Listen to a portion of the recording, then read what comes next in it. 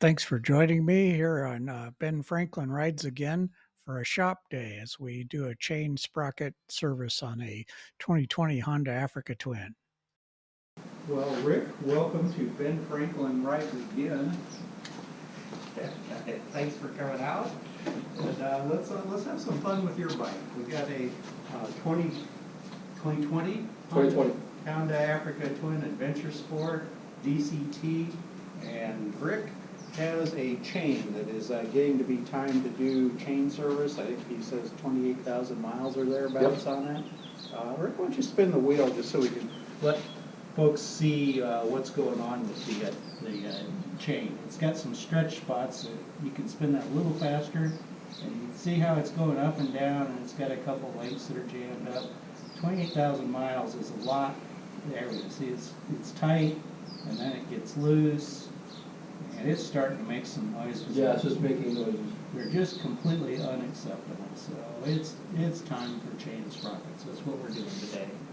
Okay, and I'm going to have you do most of the work. I will coach, and that way, Perfect. If any learning occurs, great, and if any damage occurs, it's your fault. No, I just want validation before I ruin my motorcycle. Okay, so let's start.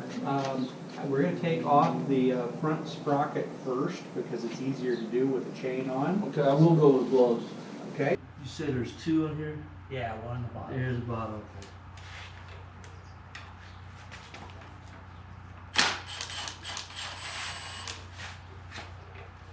Okay, let's grab those. I'm going to get them out of harm's way. Oh, this is still attached. Yep, that's irritating. It's going to be really nasty, and what you're wanting to do is this. If we squeeze these two Yep. pegs together, this Yep. comes out that way. Right. So you probably can't do it by hand. I probably need to get you a pair of these. All right. Now just squeeze those together and push them in that way.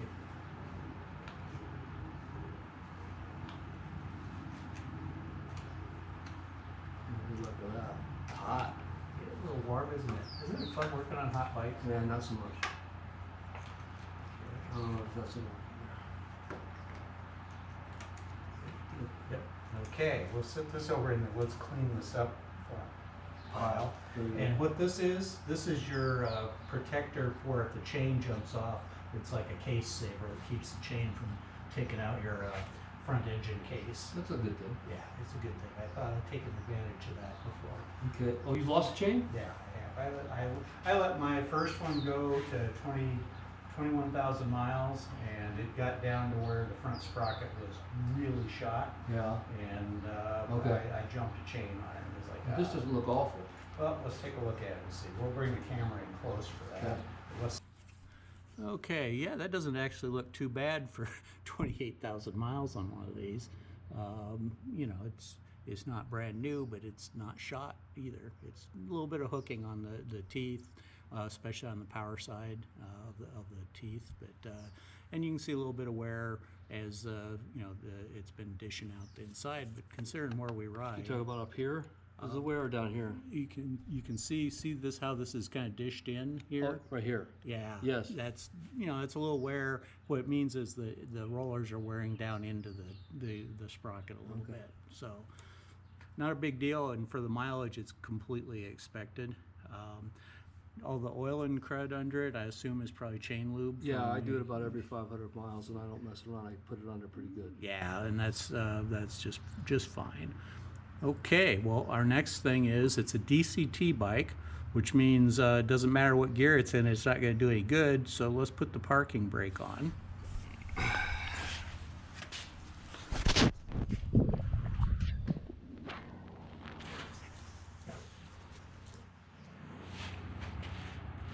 All right, and now we're going to take that 14 millimeter nut off, or bolt with an impact. Okay. Go. Back that baby off. Okay, take her completely out.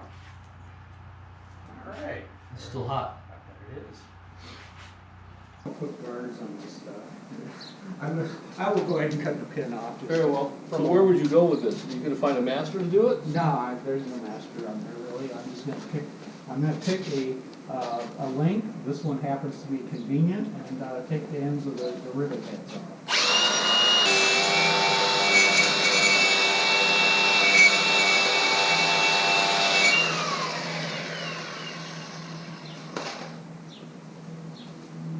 Okay.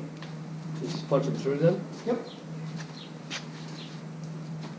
So now that we're not running this master link with the shear nuts, Yeah. is there something in here that's? There's a master link in there. Okay. It's a rivet type, and so we're gonna rivet it, and it'll look just like every other link on your chain.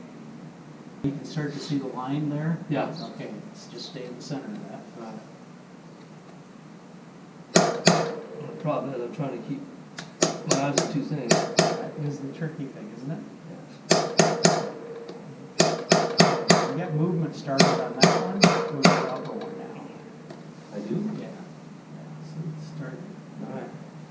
Let me give you a head start and you stay in the center. In fact, let me tap it for you.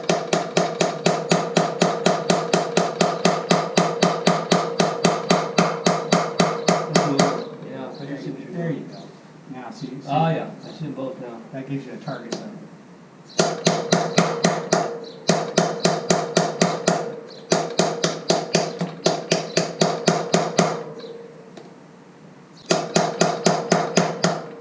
It's going. Like that. And voila. There's the outer Interesting. part. And just. So you just took the heads off Yep. and off it comes. Yep. There you go. And you can see how a chain works. You can see the O-rings on it. Yes. And they got a little wear, that's to be expected. But, Well, but something's failing somewhere, it's worn out somehow, oh yeah, somewhere. they're most likely there's a couple of O-rings that have already failed and left some grit in. That's where you're getting stretch spots. Is when sand and grit gets in between the pin and the roller. It starts to elongate the hole. Yeah. And that's how you got part of the chain that's the pitch is changing on it as it goes. So this is considered a sealed chain, yes? Yes, it's a seal. These are X-rings, it looks like, which is like an O-ring, but it's got a couple Right. of grooves in it. Right. So there you go. Now, Interesting. just pull your chain off. Back, let's see here, I'll release your parking brake. Okay, that will help. Easier. Much easier. Whichever way you want to pull it.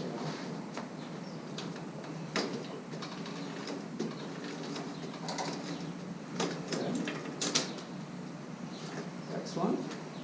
There will be some pads too.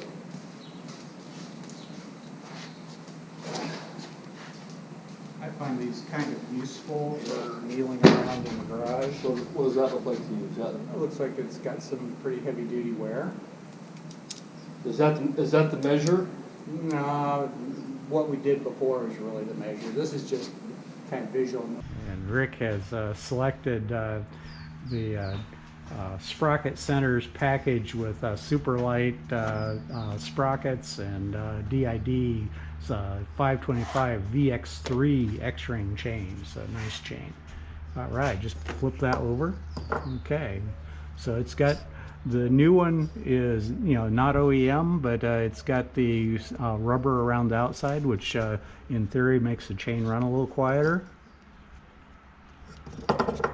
And wear and tear wise, there's just not all that much difference. It's amazing how little wear is on that front sprocket for considering the amount of miles and knowing where Rick rides. So good deal. This looks thicker here. Is that a problem? No, that's just rubber. Because it is thicker. Yeah, the rubber is. Yeah. Sprocket's the same. But it's not going to have an alignment issue then? Nope. Okay. I would be worried if you hadn't been here to say that. Okay. Yeah. All right. Why don't you unpackage your chain while we're at it? Since we're at the bench.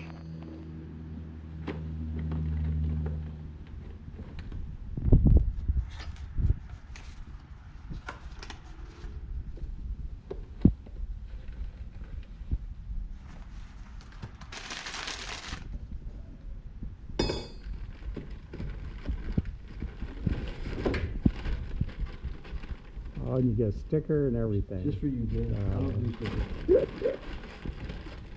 Okay, let's see what we got in the package. Yep, we got Master Link. You got a nice looking new chain. Okay, and it is a rivet type Master Link, which is exactly what we'd expect and hope for there. We had much conversation about the nice EK Master Links that have the nuts that snap off as they press the link together, but this particular chain is not compatible according to the Sprocket Center, so we will use a rivet tool and rivet this chain on. But let's do some cleanup first, okay? Because we want to clean up on the bike. And we want to get the wheel off too, so let's go ahead and pull your rear wheel. 27, and then what's the SAE equivalent? I don't remember. I think I've did a. Inch and an eighth, pretty close. Yeah, that sounds right. I don't have that. Yeah, I was kind of sad to hear that. But, you know, the interweb told me, don't worry about it, you're old. Keep sticking that baby up.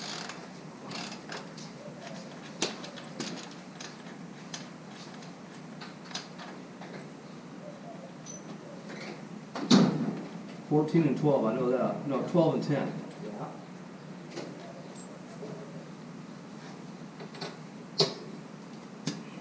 There you go. Here's a nice brass strip. A what? Drift? Yeah. Brass so it won't mess up the threads on the end of your axle. Well, it's smaller than the axle.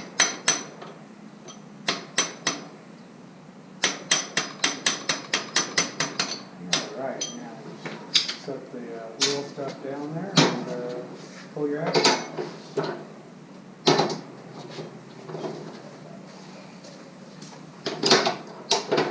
We'll take your parking brake off. Thank you.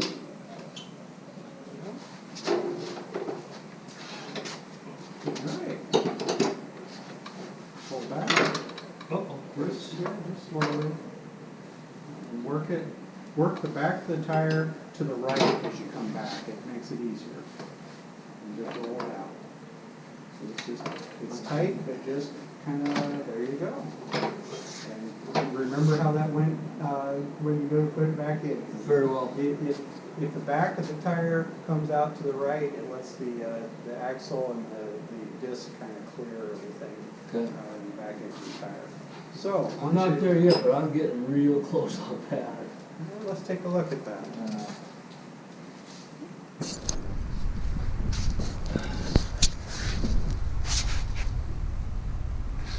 Yeah, I'd say there's about 3 millimeter left on that one on the piston side, so I'd order a set and have them handy. Alright, we're going to hit that with a mixture of orange citrus crap, some Dawn dishwashing soap, and a little bit of hot water, and that will work pretty darn good. It's not, let's get it nice and soapy, and then get you a toothbrush, and get you cleaned out around, so you get some.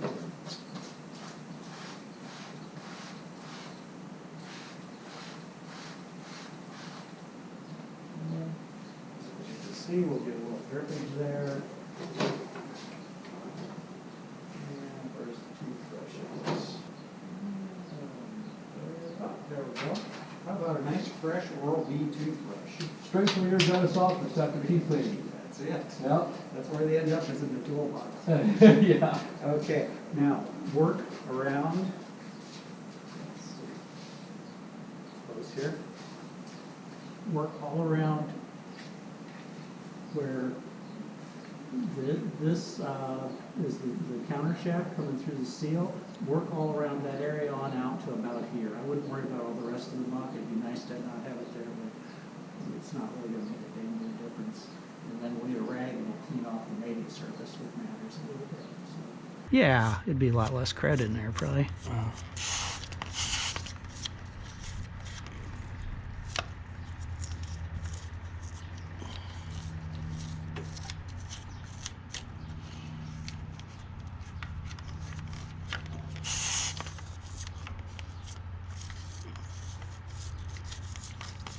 So it's the seal we're most interested in, right? That's what we're most interested in. Like this stuff right there. Yeah. That stuff. Yep. Crushing it now. All right, there we go. Now we'll get a rag and kind of wipe it off.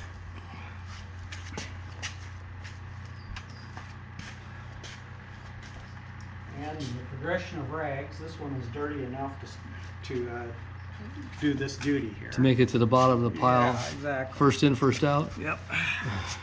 So we just go around there nice. Getting the crud out of the splines. These grooves are the splines. Mm-hmm. Getting a crud off of this mating surface over here.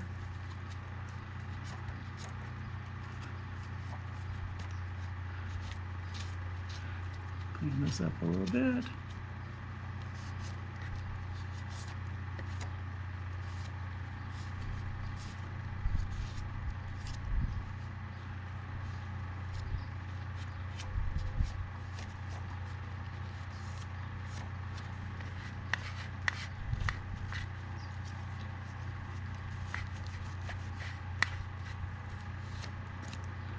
Okay, so that is what I would call good enough. Okay. And let's, while that's doing that, let's take this ugly guy and let it soak with some degreaser before we clean it off. Take this out. Note that there's an alignment pin on that.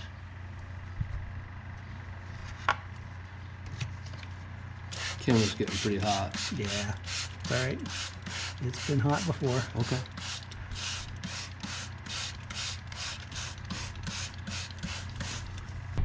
Next step is Honda's spiffy spline loop assembly paste that they charge you way the hell too much for. M77 assembly paste. Right? That's how much you want to rub around onto the splines. Just you're going to want to get it into the grooves a little bit, but work all the way around towards the outside. So you push the sprocket on, it's going to take it inwards. And we're going to do a little on the sprocket as well. Because it's mostly molybdenum, I think, is its main paste type ingredient with some grease and whatever the hell else Honda decided was a good idea. There you go, look at that bad boy. Okay, now I would discard that glove just because the fewer places we have that on our person, the better. Okay, so now you can put your bolt in. Let's wipe that bad boy off a little bit. Look at that, there's red, there's blue. And you just thread that in by hand for a moment. And we're going to remember that we have not torqued it, Yes. because we're going to do some other stuff and come back to. Do you want it all the way in or just leave it? All the way in. All right.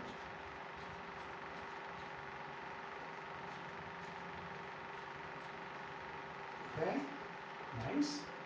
All right, now, probably we can put the back wheel back on. Will be our next sequence of events.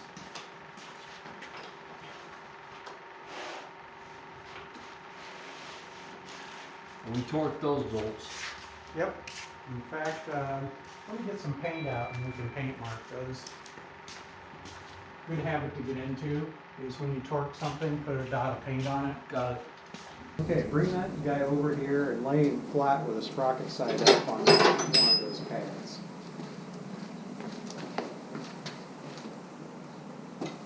There you go. See now? Oops. Yeah, that's okay. Let's inspect those. Those are your cush drive rubbers. Yeah.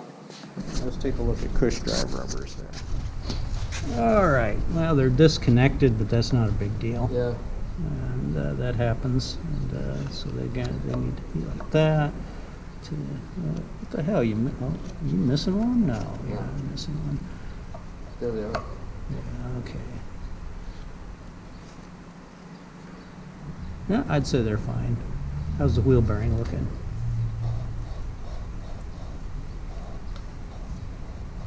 Feels smooth on that side. We'll check the other side. Okay, you go ahead and set your sprocket back in there. just as it's convenient. to- Yes. I didn't realize it was gonna tear it apart when I did it.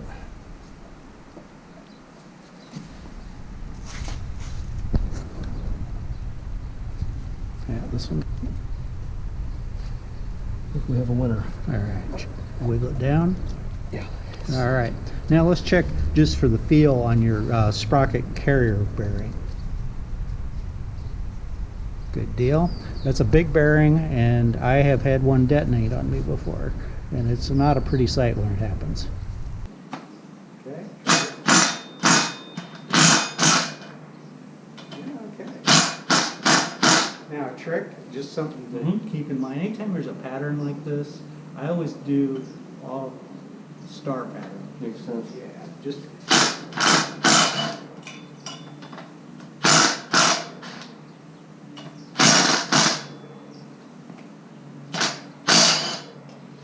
Okay, spin those bad boys off.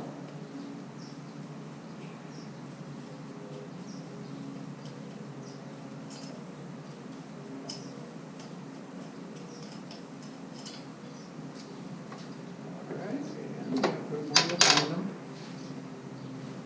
Okay, lift your sprocket off. Sprocket only. Yeah, sprocket. Okay, let's examine that bad boy. Yeah, well, it's not too bad. I mean, if I was somewhere and had to get home, I would have no qualms whatsoever about using it. All right, so, yeah, there are times I would clean that, but it's like you probably will clean your bike at some point other than, Yes. unless you want to clean the wheel. No, I'm gonna power wash. Okay, then you put that baby on and put it with where the says the writing on the outside. I don't think it really matters. I think it's symmetrical, but hey, you know. Okay, now let's get you a little blue Loctite. Just start those nuts. Before the Loctite? Yeah. Okay. Just start.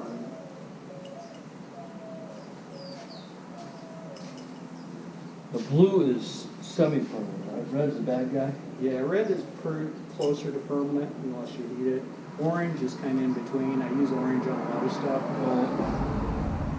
Okay, now just drizzle a drop down the side of the threads on each one. Ooh, That, yeah, just a little bit's good. Doesn't take much. you barely touched that. Yeah, it's pretty runny. Oops. Okay. Okay. Now you can spin those down snug. Do the star pattern while you do it.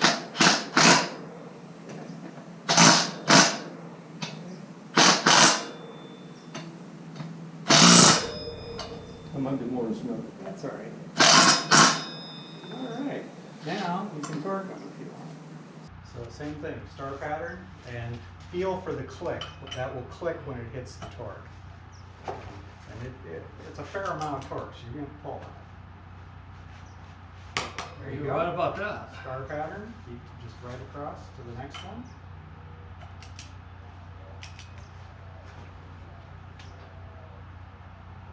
There you go. Star pattern.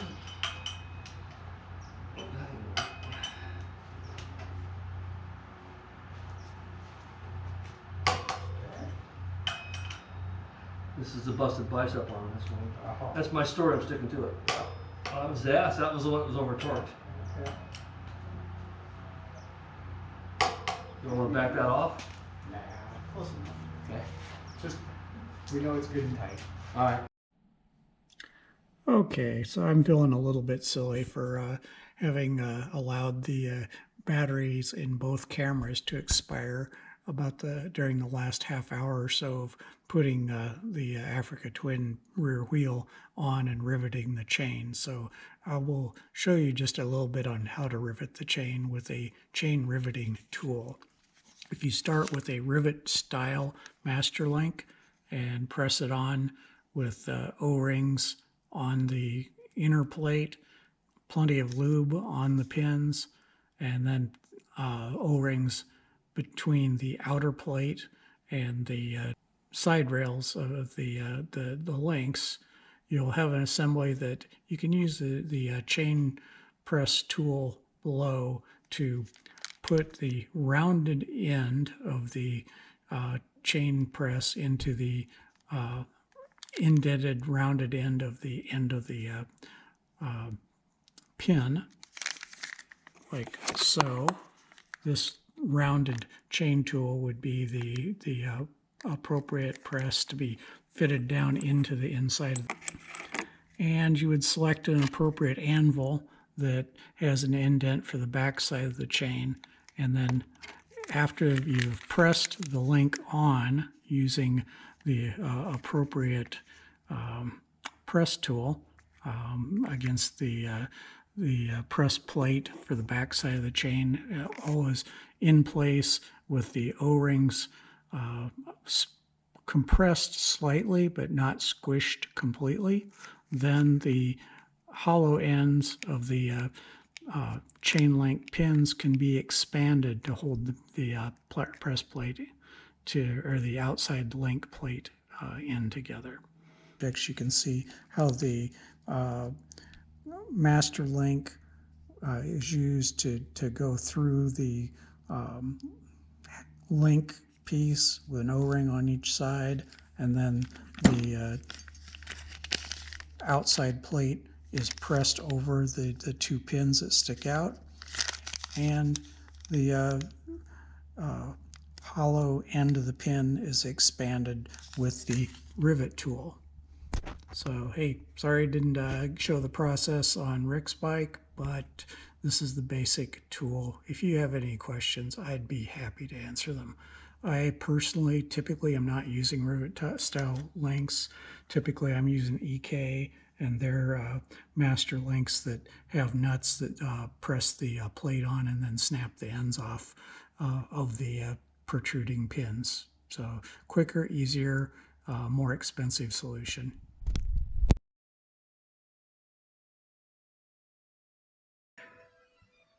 Here's a pictorial diagram of how to look at the slack on the chain as you adjust it, since I did not get to show you the chain adjustment process. There wasn't any drama in installing the rear wheel, riveting the chain, adjusting the tension, and putting the front sprocket cover back on.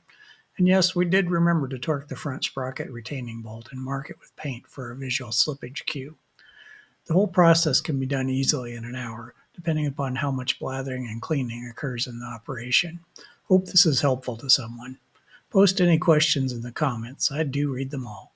Thanks for watching. Until the next time, Ben Franklin rides again.